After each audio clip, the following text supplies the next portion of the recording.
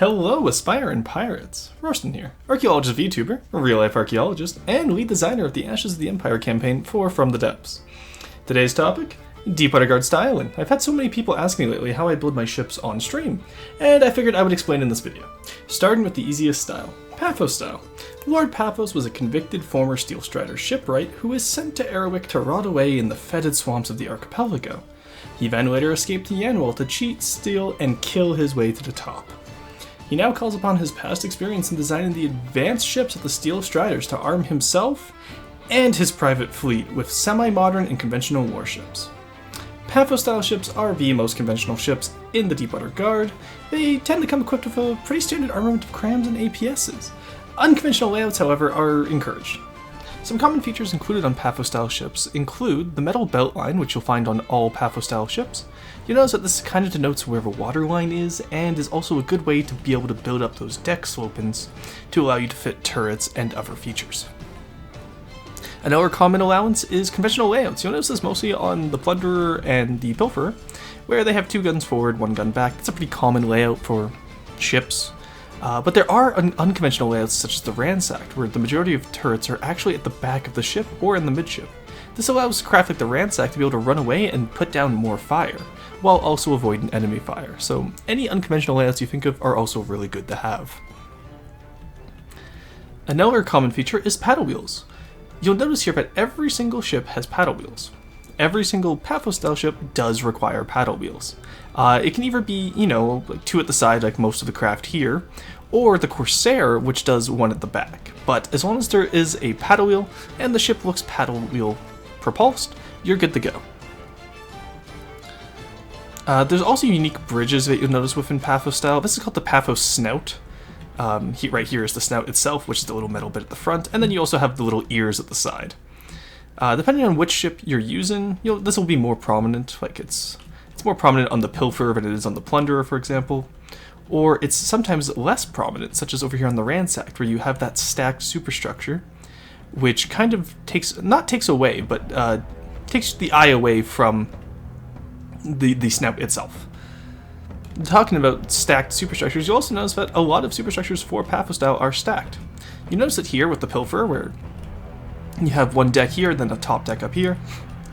And you'll notice it over here with the Plunderer as well. The Ransack does it differently, where it actually stacks the superstructure on top of itself like this, which is also allowed, kind of like a IJN Fuso style mast almost, you could say. And then it does a lot more solid superstructure down here. But either way is perfectly acceptable. I'm curious to see which way you guys do it. Lastly, all Pathos Style craft are ships. You can't have planes in Pathos Style, you can't have airships in Pathos Style. So what happens here is you take from a different style. So here we have the Razorbill, the Puffin, and the Cormorant, which these are outdated. I actually have the new ones for the Fitzgerald style guide. But you can see here that they're all Fitzgerald planes that are borrowed by the Tortuga, which is a Pathos Style aircraft carrier. And having inter group builds like that is actually really cool. But yeah, so that's all for the common features of Pathos style. Now, taking these design concepts into account, let's design a craft that uses these principles, starting from scratch. Whoa, want to watch me build these designs live? Or would you rather have your own ship reviewed by a campaign builder? Come check out the Twitch where I stream FTD every Monday, Tuesday, and Friday. Alternatively, join the Discord. No, bad Shillsten. Sorry about him, folks. Not sure how he keeps escaping. We'll resolve that soon. Starting with the hull, you can see here that I left holes for future turret decks. This is ideal as you want to be able to use the hull to guard the internals of your turrets. Other features to note are the recesses and rises in the deck. This is where you'll snugly fit your turret caps and your other weapons and decorations. Also note the placement of the paddle wheel covers. I prefer to have mine either towards the rear of the ship or midship directly. Next, you want to build your superstructure. As previously mentioned, it's an easier task if you split your superstructure into multiple layers. I personally find starting with the Pathos Snout and working my way back and down is the easiest method, but do whichever method is most comfortable for yourself. Be sure to leave room around your turret wells to accommodate later turret caps. Lastly, we want to fit in our weapons and sub-objects. As stated before, make sure you design these to be compact enough to also fit armor around them. Other sub-objects include things such as the paddle wheels. By fitting these in, your ship is now functional and ready to pillage the 7 seas. Good luck.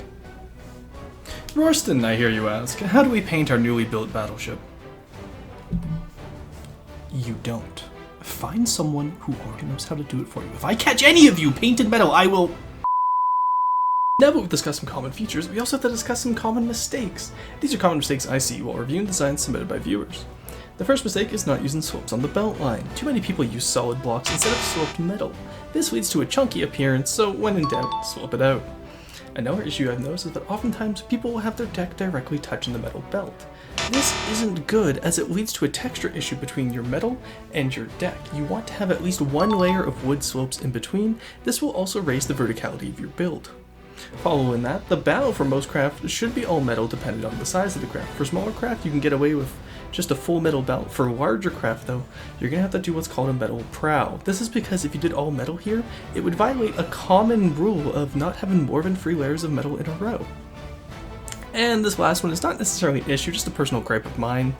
I like to make my bows 1 block wide at the front and free at the sterns 3 blocks wide at the back. This way you avoid any canoe shaping that might sneak its way into your design, and that will give you a solid stern and a solid bow. The next part that you want to be mindful of is combat testing, especially when building a campaign build. You want to make sure that A, your design is functional, exactly as you intend, and B, you want to also make sure that your design is appropriate for the difficulty it's going to be placed in. Taking the freebooter, for example, that we just built, I want this to be in between hard and godly for my own campaign, and so I'm going to test it against a lot of the Pathos style ships. I've already tested this extensively over on stream, so I'm only going to do really 2 combat tests per ship. The ships I've picked today have been the Pilferer, the Plunderer, and the Ransack. These are the 2 I'm most likely to encounter during the campaign. At least from Pathos style. As for airships or other stuff, this is not made to take those on, and therefore I don't have to worry about it. Oops, almost forgot my hard hat. Safety first, folks. Alright, let's spawn in a Pilfer, and let's see how this fight goes. So we can see here that the cram cannons immediately fire, and it does manage to keep its front towards the enemy. Those crams are doing quite a bit of damage, taking out quite a bit of the Pilfer already, followed in by the Torps. And again, you're doing this to make sure that your design works. That felt like a fluke, because we didn't take a single bit of damage there. I think our initial cram salvo managed to really hurt the Pilfer to the point where it couldn't fire back. And then the torpedoes hitting each turret well actually was really lucky, because that just immediately made it combat incapable. So we're going to try it again. Same angle, because this would be the angle I deploy it against. Let's check this out again. Flares go off. If we wanted to be more efficient, we could have the flares not go off. We could have them like based on munition warners. Honestly, flares and radar decoys cost so little, I'm not worried about it. So we'll see this time if the Pilfer is doing some damage to us. The torpedoes still managed to get in and take out quite a bit of it. The crams will finish off those turrets, and it's down. So we took 2% damage. In a campaign scenario, I'm okay with 2% damage being taken. It was mostly into the armor belt too. It wasn't anything expensive, which is nice. You can see I did a little bit of armor in here. Technically, heavy armor is against Deepwater Guard rules. I don't particularly care, because this is a fan build.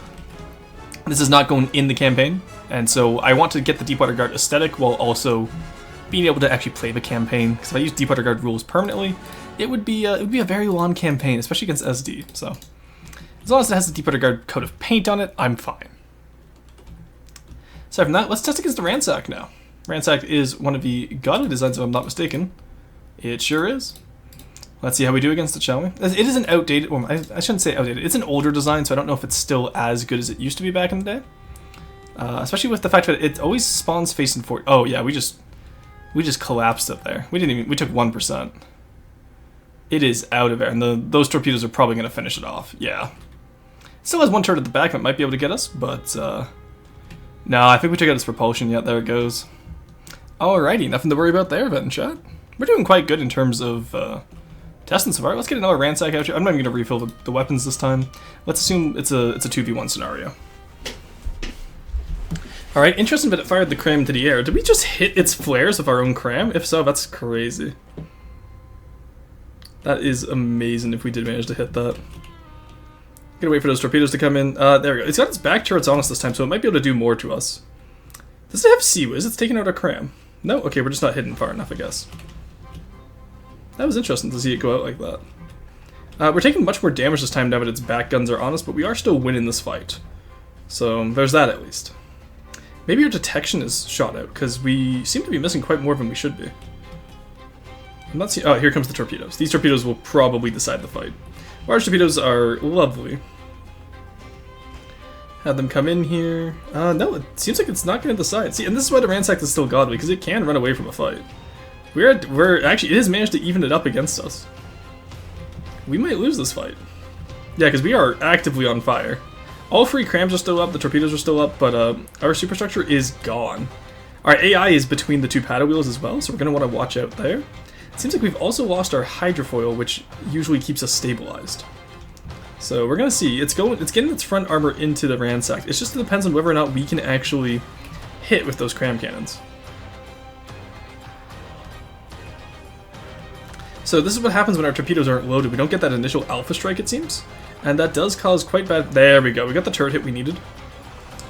So honestly, I feel like they could have gone either way, which... I'll have to improve some of the freebooter. I planned on delivering a upgraded freebooter anyway to the Patreon. But now I know why I need it, at least. There we go. I do... Yeah, the freebooter still has most of its firepower, whereas the ransack is... considerably not having most of its firepower anymore. So I'm going to chalk this up as a win to the freebooter. I've also never seen it go this long before. The times I tested it previously, it's always been like the ransack gets clapped immediately. So this is good. And actually, no, we're going to lose this fight. We managed to flip over. We lost our hydrofoils. So the freebooter keeps up mostly because of hydrofoils. Alrighty. So, well, we know where we can improve for sure, bud. The new freebooter will not be reliant on hydrofoils to maintain its waterline, for sure.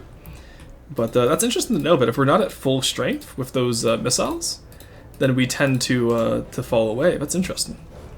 Anyway, the other craft I wanted to test it against is the Plunderer.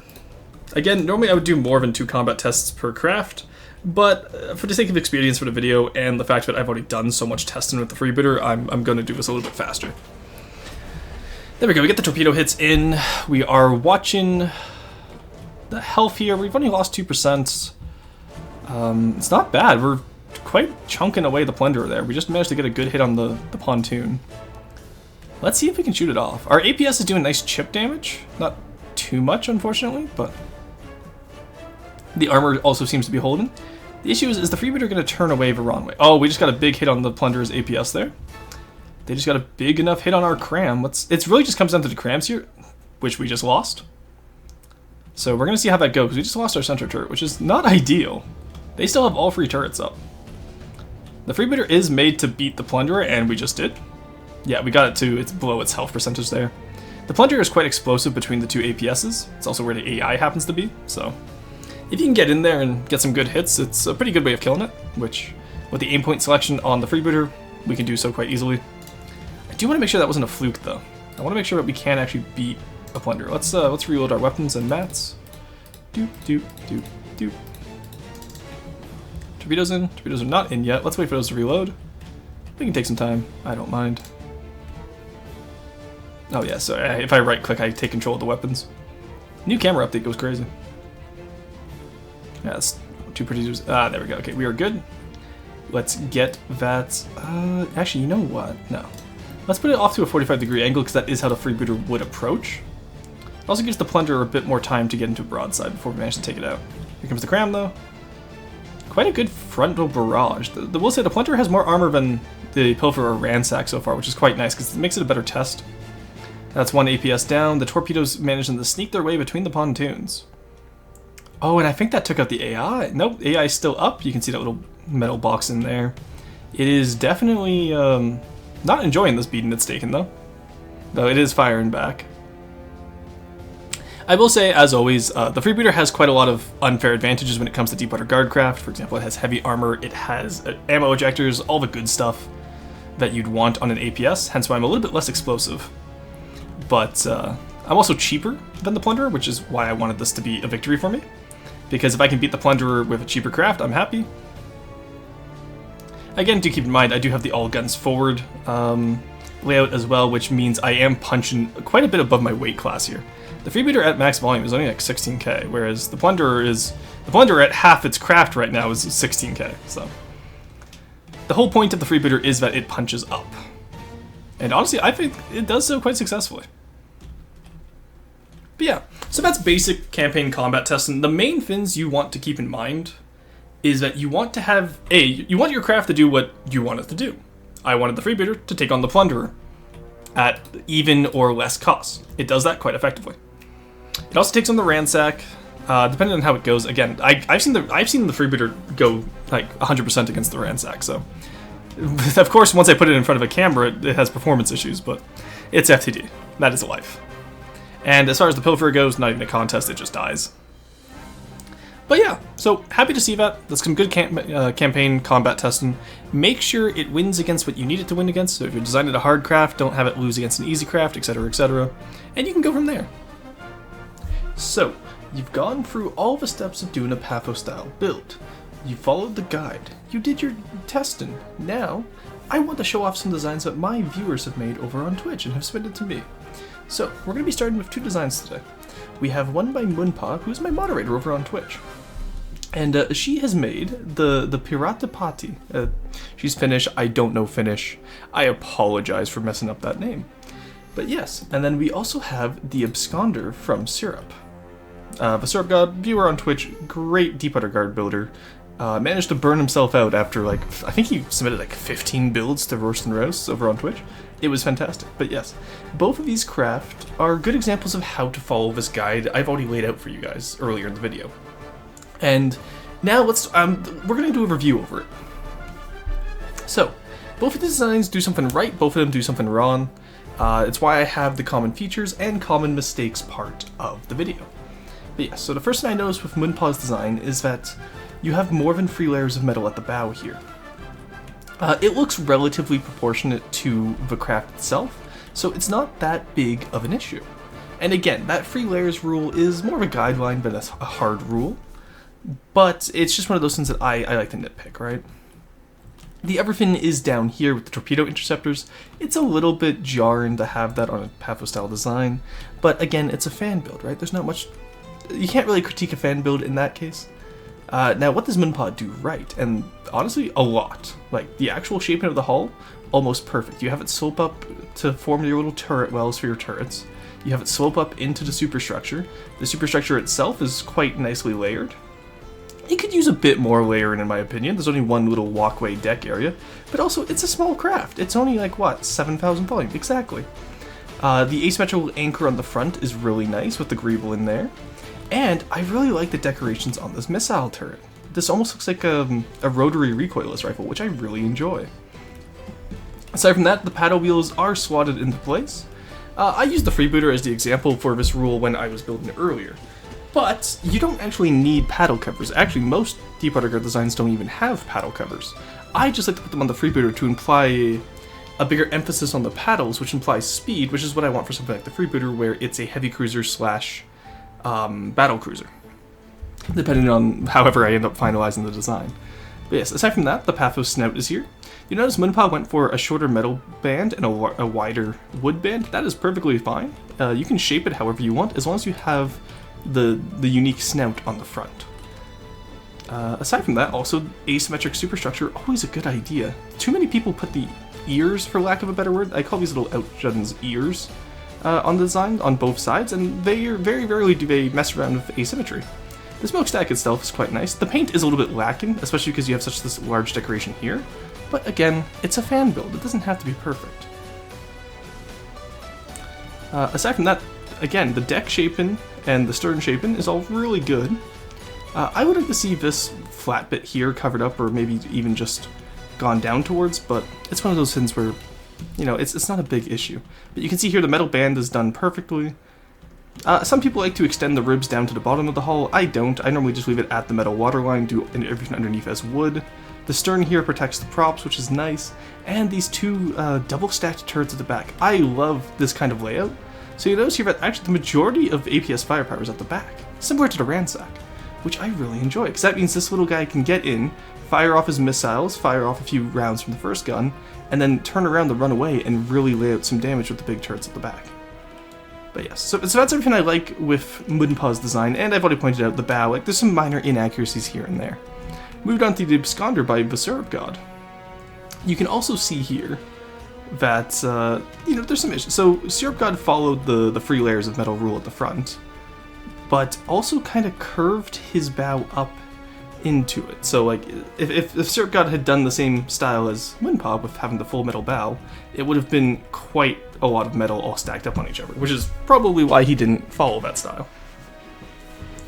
But, yes, and there's different ways you can cap it. Like, I like to cap my Pathos style designs with like a free wide or a free long nose of metal, and then do wood as the rest, kind of like what Syrup God did here.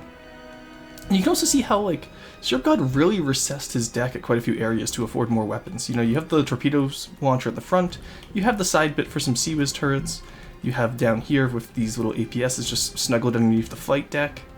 And you can see, like, everywhere he worked on it, he did some really nice decorations, like the stairs here and there off to the side. He's combined his turret wells with a lot of those decorations as well, which is nice. He has symmetrical anchors, which is fine. He adds a little torpedo tube over here and over here. You can, like, it's symmetrical asymmetry, if that makes sense. So you can see, like, his weapons are all very symmetrical, and then he adds other details on, which makes it asymmetrical, which, again, that's a good layout. Too many people try to make their craft symmetrical when first starting out, and it doesn't always work how they want it to, and that's okay.